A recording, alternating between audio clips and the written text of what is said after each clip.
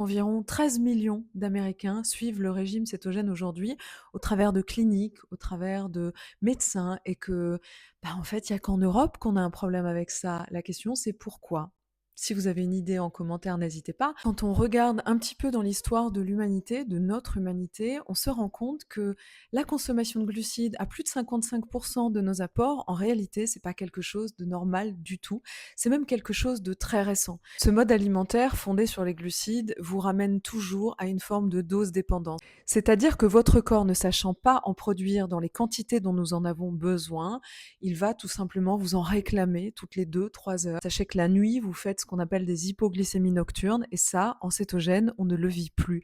Nous n'avons plus de variation de glycémie telle que ça nous met en danger. Tout se régule. Ce qui m'embête le plus là-dedans, quand vous m'envoyez ce type de vidéo, au travers du club ou, là, sur les réseaux, c'est simplement que ce sont des gens qui s'expriment sur le sujet, qui sont extrêmement médiatisés, et tout simplement qui ne sont pas du tout légitimes puisque ce sont des personnes qui ne connaissent pas la diète cétogène, qui ne la pratiquent pas et visiblement pour qui, voilà, tout le mécanisme, c'est un peu confus en fait. Personnellement, ça fait 3 ans que je suis en cétose ininterrompue.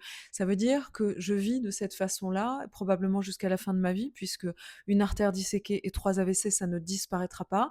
Et je peux vous dire que je vais beaucoup mieux depuis que je suis ce mode de vie cétogène qui m'a été conseillé par l'hôpital suite évidemment à ces pathologies et aux douleurs que ça occasionnait.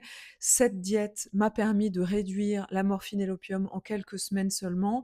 En tout cas, je crois que ça mérite d'être exposé, vulgarisé, expliqué, plutôt que condamné par des gens qui ne le pratiquent pas du tout. Donc voilà, simplement vous dire que je commence largement à être excédée par le nombre de personnes qui s'expriment sur ce sujet sans ni le pratiquer, ni le maîtriser, que ça commence à faire beaucoup. Voilà.